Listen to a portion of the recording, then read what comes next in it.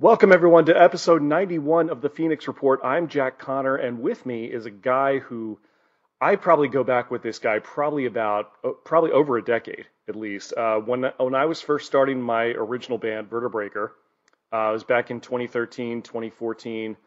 One of the bands we played a lot of shows with was a band called, and they had a very long name. It was called I Woke Up Early for My Funeral. And then later on, the singer of this band, I noticed this guy right away. Tall, good-looking dude, long hair. I could tell like this guy definitely had that it factor. But I also had sort of that quiet demeanor, a little more of that mellow voice. So the girls loved him, obviously. And we had a lot of good times together. And he later went on to sing in a band called Crowfly. And since then, I noticed that he has his own YouTube channel now, where he's talking about a lot of serious things, including sobriety and just talking about his personal life. So I really wanted to catch up with this guy, let him tell his story a little bit, and just kind of see where he's at. So please welcome to the show, Brandon James. Hey, how you doing, everyone? Good to be here. Thanks for having me on. Good, man. Yeah, like I said earlier, you and I go way back. We were both kind of starting new bands at around the same time, so our paths definitely crossed. What was some of your history before I woke up early for my funeral? I don't know if you had been around for a little bit before then. Yeah, actually, I started playing in bands probably around the age of 15 in Pennsylvania, actually. And my first band there was a band called Turning Point, and we had some, mildly good success and on the local level there, and that was pretty much the band that set me off after that project I was like, I want to do this. I want to keep playing in bands, I want to keep singing, I want to write music. And but to fast forward a little bit, I moved to Florida somewhere around 2012, 2013, something like that. And that's when I joined the band I Woke Up Early for My Funeral. No kidding. Where in Pennsylvania are you from? I was in the York, Lancaster area, so close Dude, to Philly. I grew up in Kennett Square. Oh, really? Yeah. That's crazy, man. I didn't know that. Well, I was just up in Philly last weekend, but yeah, I grew up. I was born in Chester, which is just outside of Philly. Yeah. I grew up in Chester County. My parents are from Delaware County. I moved to Florida when I was 15, so that was back in like 1999. So, Wow. but yeah. But I had just moved to Melbourne on the east coast of Florida at around 2012, 2013. Yeah, so we both landed there about the same time then. Yeah. I don't know about you, but I was pleasantly surprised at how many musicians were in that part of the state, because Yes. you don't think it's necessarily a big area. I mean, you do have Orlando nearby, but Brevard County, for those that don't know, is right on the east coast of Florida. They used to call it the Space Coast because that's where Cape Canaveral and the Kennedy Space Center are. So it was known for that. But there actually, and even is to this day, a really cool music community out there. And I know for me, and I'm sure it was the same for you, but like I definitely found a lot of great musicians out there, a lot of kindred spirits, and it seems like that community sort of welcomed me and probably welcomed you, really with open arms. And it was a really cool place to extend, or at least continue my career, and same for you. Yes. Yeah. You're right. I never thought that it would be so lucrative as far as music and musicians and places to play. The amount of venues in Brevard County alone is amazing. You've got Daytona there, you've got Orlando. You're kind of central, and then you could go over to Tampa.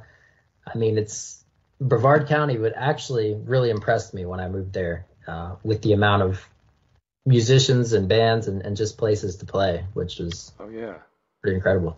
Absolutely. And it's just a couple hours drive from Jacksonville or Fort Lauderdale or Miami. And it's not a bad place to be. It really isn't.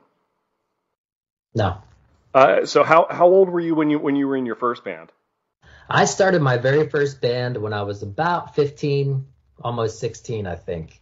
And I started drumming. My first band, I was the drummer for about 3 months or something like that. Yeah. And then a friend of mine, the guitarist for Crowfly, Dave, he sat down behind the drums one day and just blew me away. I mean, the guy was just naturally gifted in drumming, and I was like, well, I think you should be the drummer, and I'll pick up guitar or something. So I started playing guitar, and then we had a singer, and the guy ended up going off to college in a couple years, and I was like, well, we need a singer.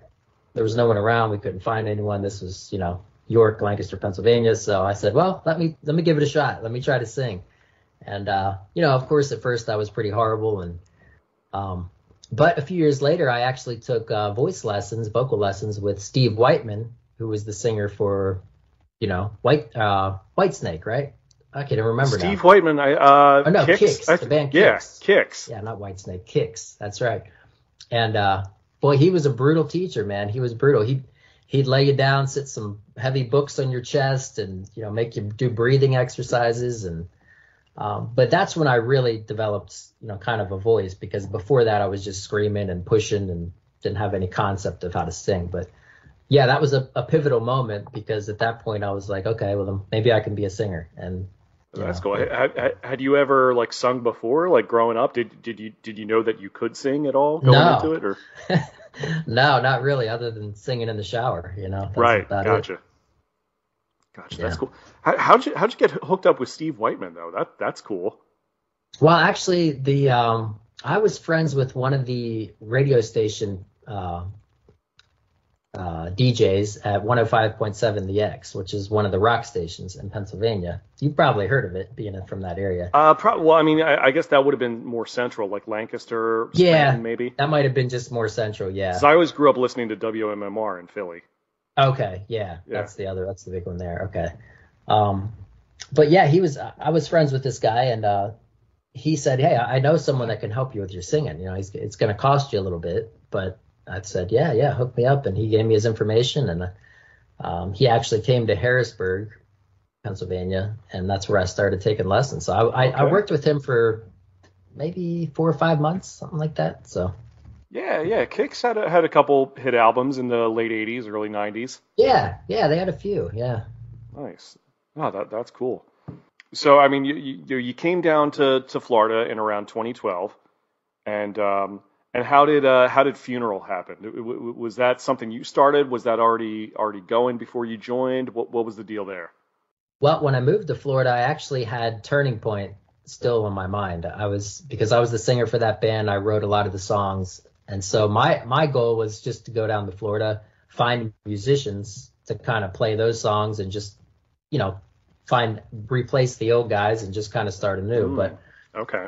That didn't happen. I actually had an ad on Craigslist, believe it or not. And John Paniccioni, the bass player for I Woke Up Early for My Funeral, found it and contacted me and said, hey, I know you're wanting to do your stuff from your old band, but we have a project going. Would you be interested in trying out for it and seeing what happens? I said, yeah, sure. So I went to Orlando, and I tried out with them a couple of times, and it kind of went from there. So nice. Yeah, I mean that's one of those things where I always keep in mind, because you never know what opportunities are gonna pop up, and it helps to be flexible. Like yes. To realize that, like, okay, you might go in a few different turns that you don't necessarily expect, but if you allow yourself to go open to try different things, even if you have your heart set on one thing and it might be another, it could still lead to something pretty good. Yes, absolutely. And I love that band. I still do, even to this day. I love those guys. Just great guys in that band. And so, yeah. What did you think of the name I Woke Up Early for My Funeral? Because I always thought, like, that's a bit of a mouthful. Man, I tell you, trying to say that on stage every show was it was like, guys, is there a way we could shorten this up a little bit? It's I tell you, I tried to talk with Ryan about that many times, but I guess the meaning, and I get more of the meaning now. I guess it was waking up before you're dead, living your life before you're gone. That whole phrase to him was like his whole life. It was like his life motto. So sure. He wasn't going to budge on that. And, gotcha. I see that now, but in the beginning I was like, yeah, we got to change this, Yeah.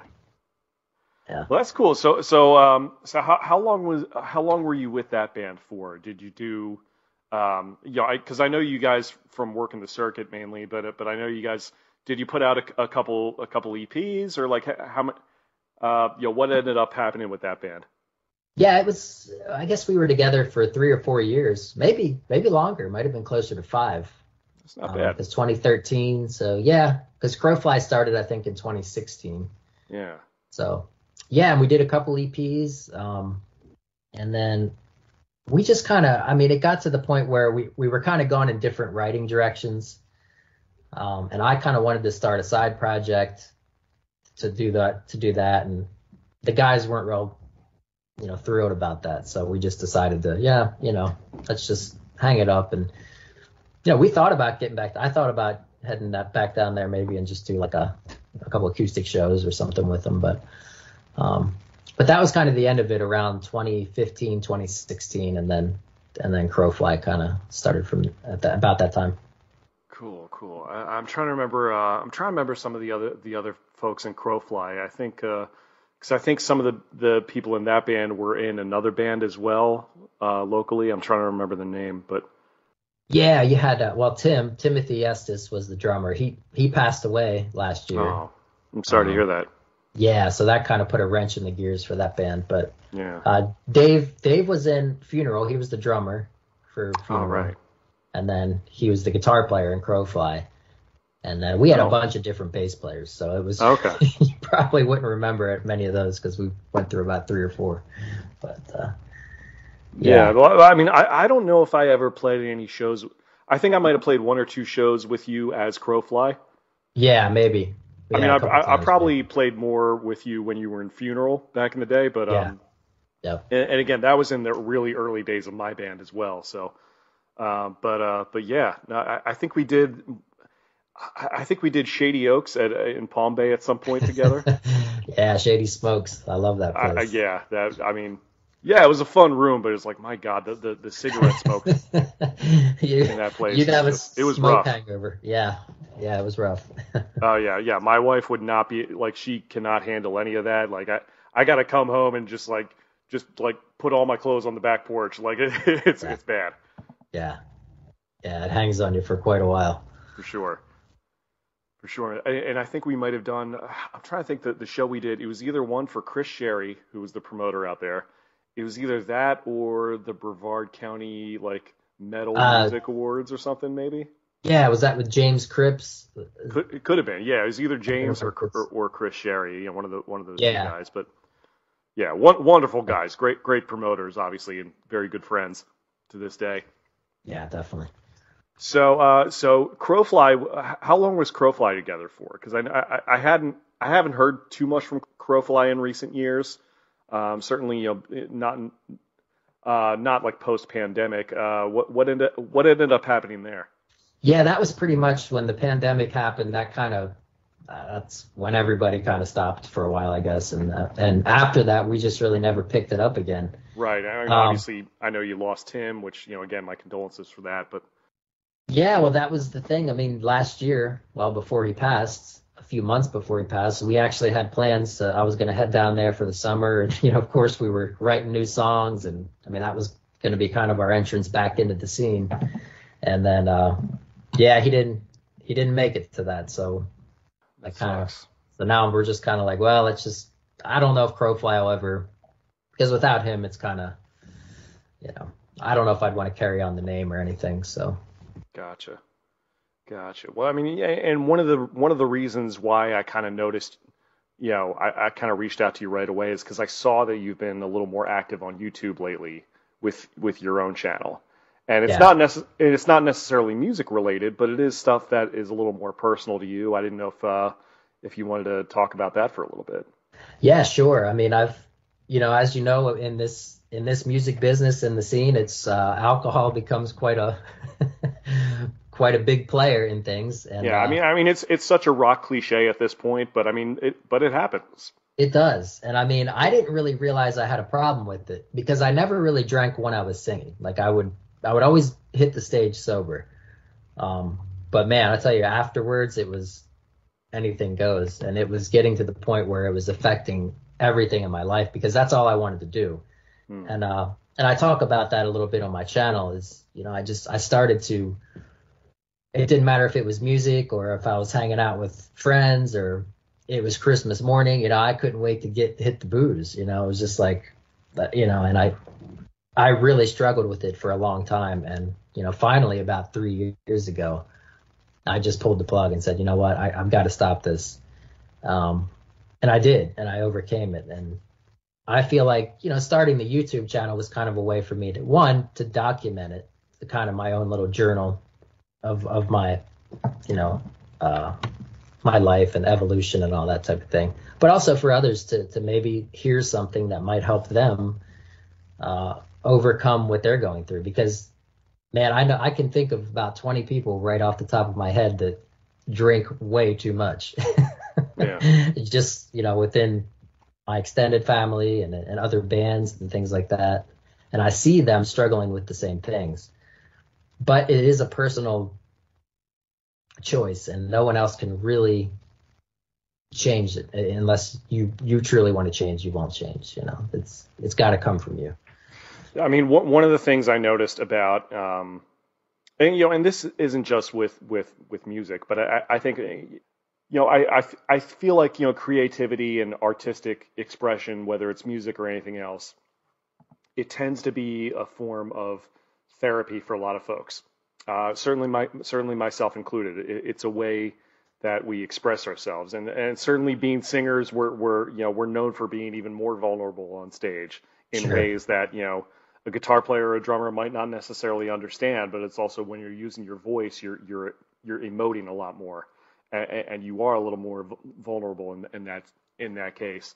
I've heard, knowing, and again, not having firsthand experience with substance abuse myself, I haven't really gone down that road. But from what I understand, a lot of it has to do with almost like self-medication in a way to deal with, some other sort of stress or trauma. And I don't know what that might have been for you. I don't know if you go into that on your page or not. But is there anything that you think led you down to, to have that dependency on alcohol for a little bit? Was it kind of covering up for something in your life? I don't know if you wanted to get involved with that. Yeah, absolutely. I think you hit the nail on the head. It's vulnerability, and as a singer, because you're up there expressing yourself, and all that emotion is coming from you. You walk off the stage sometimes wondering how you did, and then sometimes the mind gets in your ear, and it starts saying, "Oh, you screwed up this," or maybe somebody thought this part was bad, or you can be really hard on yourself. So I think in that aspect, drinking, it's to kind of numb that and shut that voice up.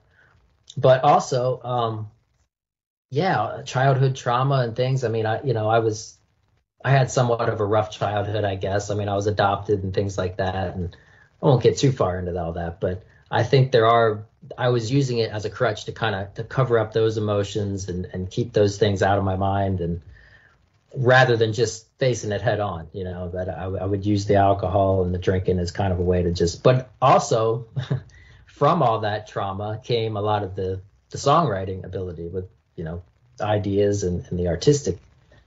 I used it in that way also. So I guess it was a double-edged sword, if you will. Yeah, no, definitely.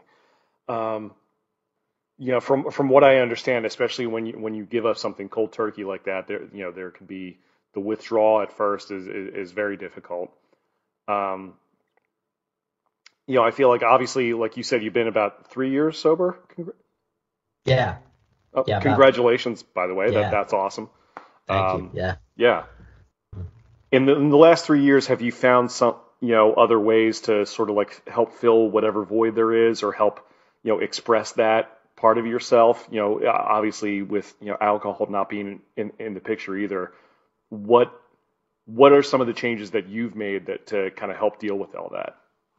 Yeah, definitely. I mean, with my son, that's definitely, I have a 6-year-old son, and he has been my greatest inspiration for a lot of things, but definitely not drinking alcohol, because I want to be present for every moment. when you're drinking a lot all the time, you're not. And if you are sober, you're thinking about the next time you're going to drink. So he has been probably my largest inspiration. But also, I kind of went down the path of meditation, self-reflection the last few years. And I kind of, I came across a motto that really stuck, and it's life is happening for you, not to you. And for the longest time, it was the other way around for me. Like, all these things are happening to me, and this happened to me. Why is this happening? And I got to drink more now to get, and so I was always looking at life like it was out to get me, or someone else was out to get me. Yeah. Whereas now this is happening for me, to teach me, to help me learn, to grow. And I think keeping that in my head at all times, it changes my entire perspective on everything. Definitely. Yeah, I mean, I think that there are so many resources like that out there as far as like mindful meditation and things like that. Things that I've heard about in therapy as well, and just certainly becoming a father, it changes you, and I know because I've done that twice over by now, and I know my oldest is around the same age as your son, and it's such a cliche, obviously, but it is really the best thing. Like to be a dad, it's amazing. It is. Like I don't know how else to put it. It's just seeing these people, that you've made basically, and watching them, watching the changes and watching them become like grow into their own little personality is it's the best thing. It really is. It's a gift. It really is. It's a gift. Yep. Does your boy know that you've been in bands and that you play music and stuff? Yeah. I mean, sometimes I'll show him some videos and stuff, and I'm like, "Hey, that's Dad up there," and he just, he likes it. I don't know that he really understands what's going on, but he likes the music and stuff. So, yeah. I mean, someday if he wants to learn the guitar or learn how to sing or something, I definitely would enjoy teaching him, but I don't want to push it on him either, So. Yeah. I hear you. Have there been any other like favorite bands of yours, or that you've like kind of played for him in the car? And I don't know if he's responded to any of it.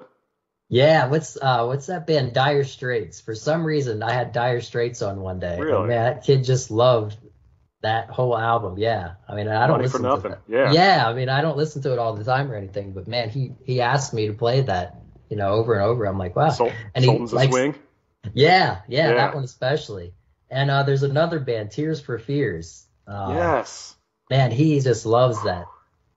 Loves those 80s. Love Tears for Fears. Yeah, me too. So. Gotcha. Yeah. Well, I mean, speaking of influences, what were some of your influences to get into the game? I know you and I are kind of around the same age, but I'm curious, what were some of the bands that kind of got you going, that inspired you to do it?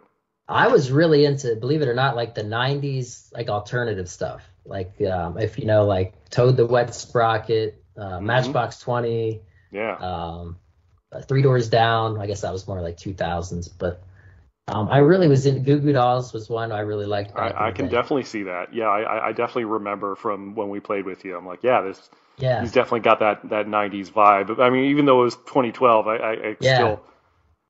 I would always be the one dialing them, because most of the guys I've always played with wanted to do the really heavy rock, hard rock, Yeah. And so I kind of would be the one that kind of be like, all right, we can do the heavy music, but let's put a melodic vocal or kind of dial it down a little bit. But bro, I'm the same way. Like so many other like hard rock bands, they want someone to scream the whole time, to do all that stuff, and I never really got that from you, and I was kind of the same way. I was like, no, I'm a singer. I'd rather sing. Yeah, exactly. Yep. Again, no disrespect to any of the guys who do that stuff. There are some guys who can scream, but also happen to be great singers as well. Sure. And, sure. I'm not disrespecting anybody who does that, but I know for me it was definitely always an uphill battle, because it's like. Yeah. Because it's like you think like, what is what I do? Is that not heavy enough? Like, yeah, it's never heavy enough. It's unless you're doing it's like heavier than thou. Right. Yeah. So. I feel you on that. But Yeah, that's awesome. I mean, I'm definitely not surprised because I know we did a few acoustic shows together.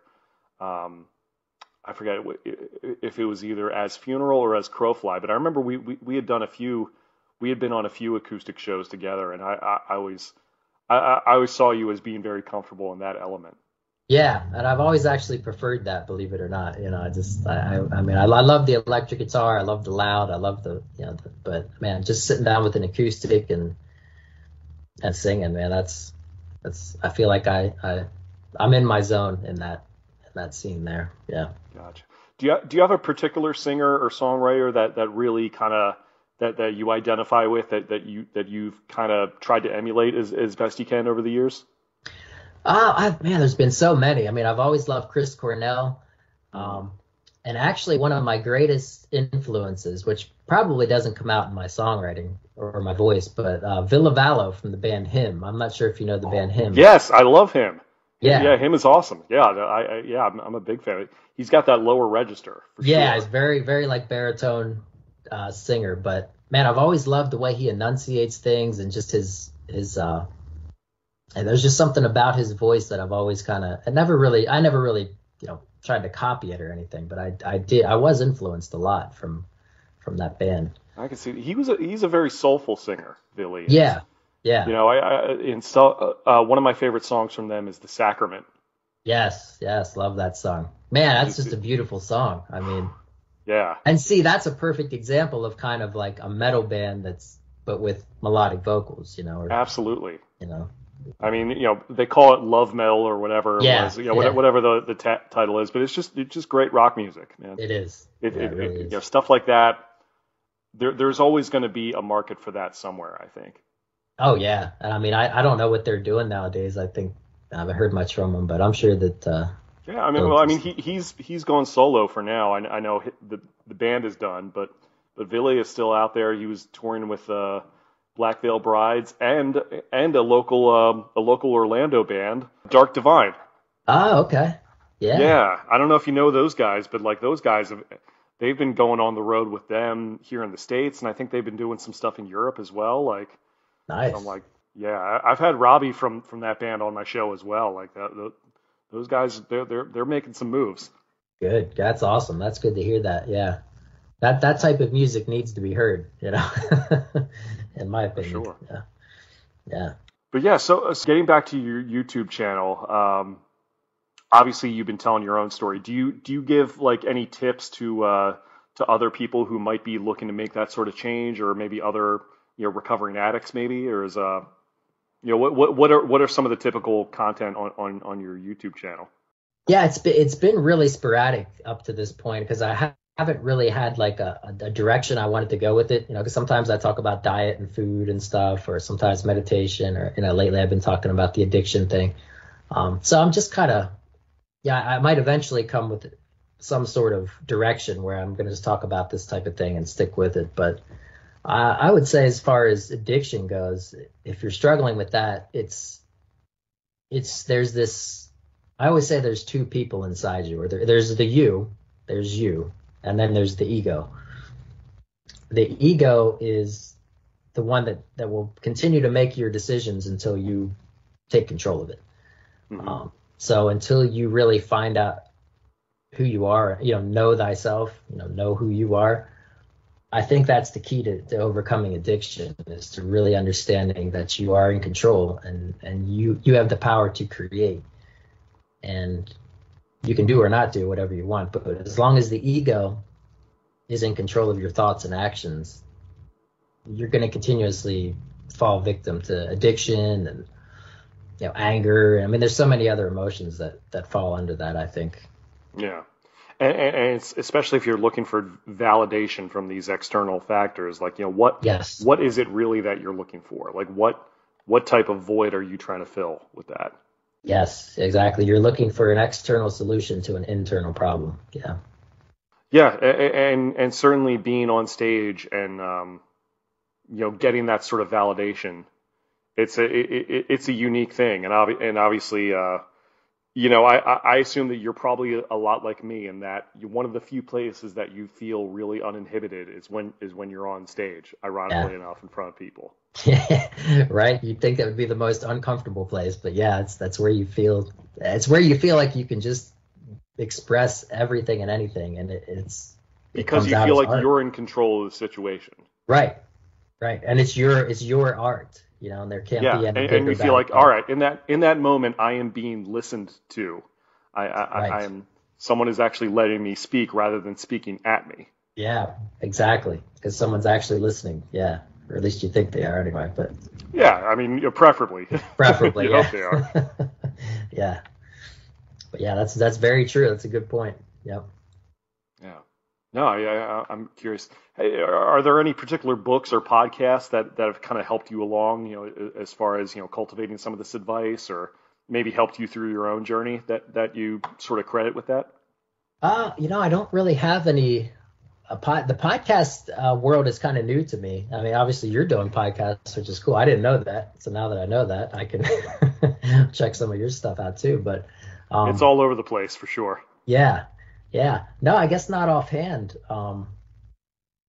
No, I mean I've really my journey has really been just a single just me, me inside meditation and just I've kind of gathered all my inspiration through just Right. myself, which is yeah. Sure, but I mean, in terms of like the meditation and those other resources, and like, have you gone and found out about that, or maybe seen a therapist about it, or where does some of that come from for you?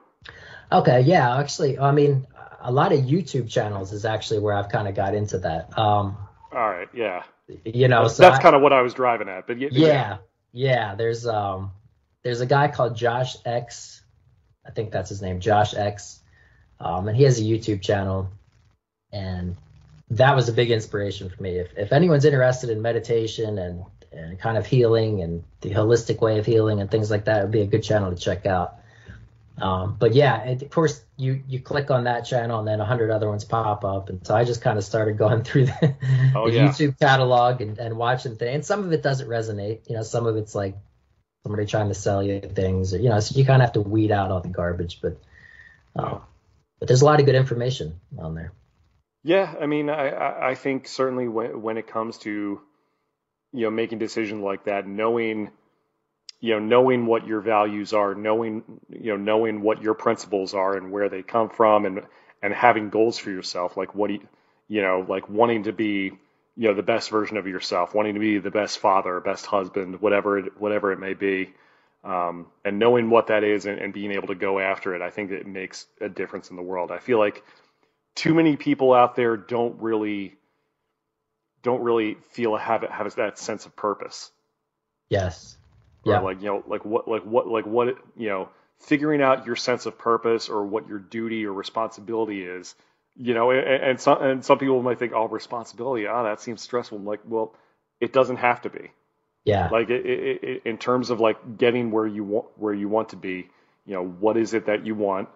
Do you even know what you want? Those are always things I think are good to ask yourself whenever you're going through these things. And whether or not you're trying to recover from alcoholism or any other sort of addiction, those are just good general, you know, things in life to go after, I think. Sure. I think what you said makes a lot of sense is that everyone's looking for, what do you want in life or what is your goal? And everyone puts all these, oh, I got to make money or I got to have the best job or I need to get, and if you kind of get rid of all the titles and you Hmm. just kind of, you don't need any of that to be a good person or to be a good father or to be, someone that's just happy when they wake up in the morning. And I think Hmm. if you start there, all those other things fall into place anyway.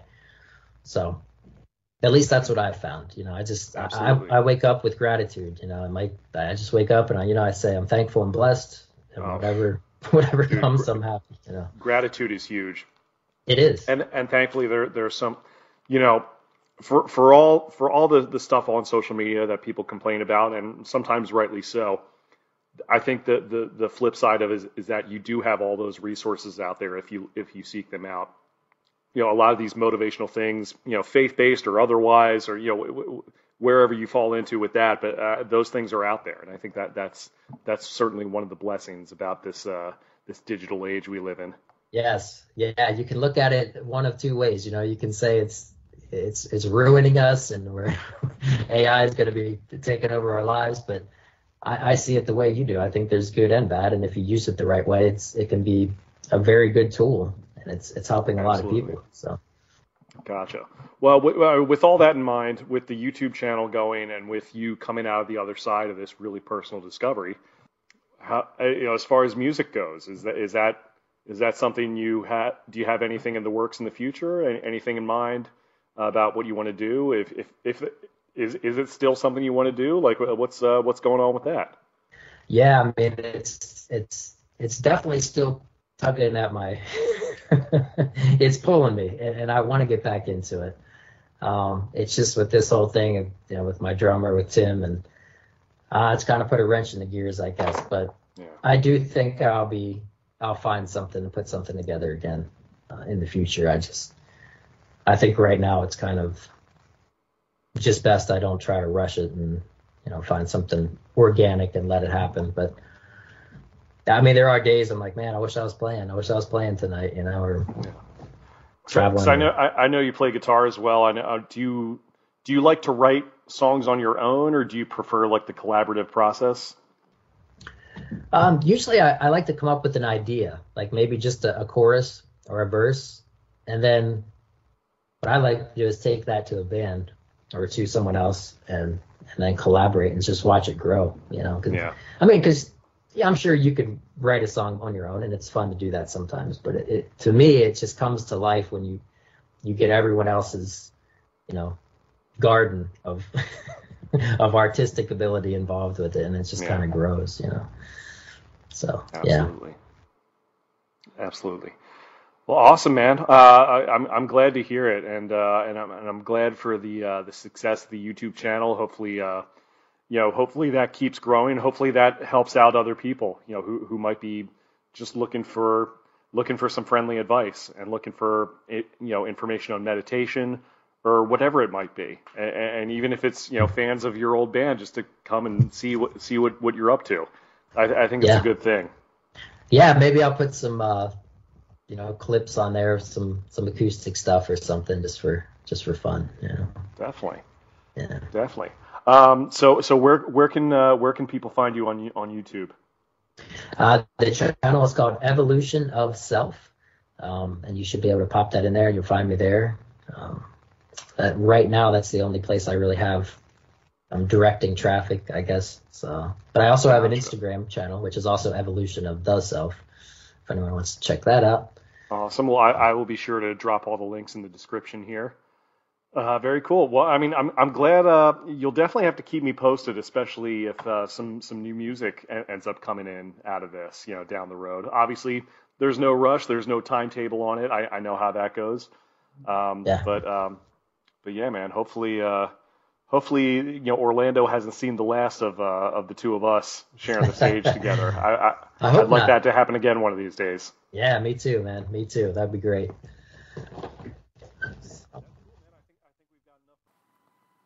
Thanks once again to Brandon James. Great dude. I was glad to catch up with him. It had been a while.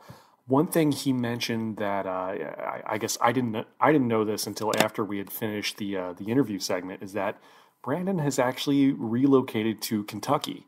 He's been living there for the past couple of years.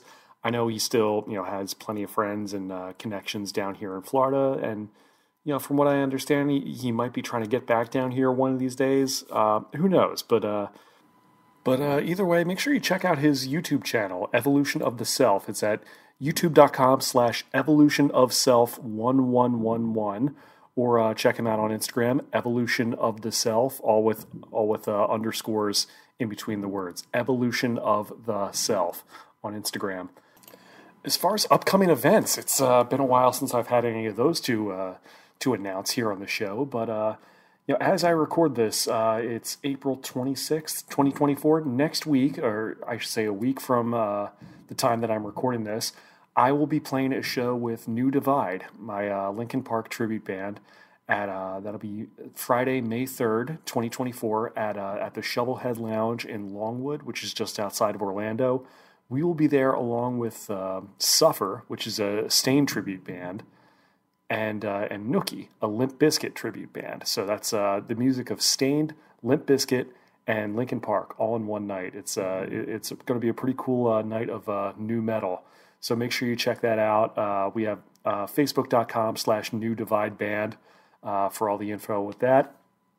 And the night after that, I will be playing with my 90s cover band, Friends of the 90s. We'll be doing a lot of alternative, pop rock and hard rock hits from the 90s. That will be at Fish on Fire on Saturday, May 4th, Star Wars Day, actually. May 4th, 2024, at Fish on Fire in Orlando. Check us out at facebook.com/Friends of the 90s. For more info on that, I'll be posting, I'll make sure I post the link in the description for all that information. So that is it for this episode. Make sure you follow me on Twitter and Instagram at jackxconnor. Like me on Facebook, facebook.com/jackconnormusic.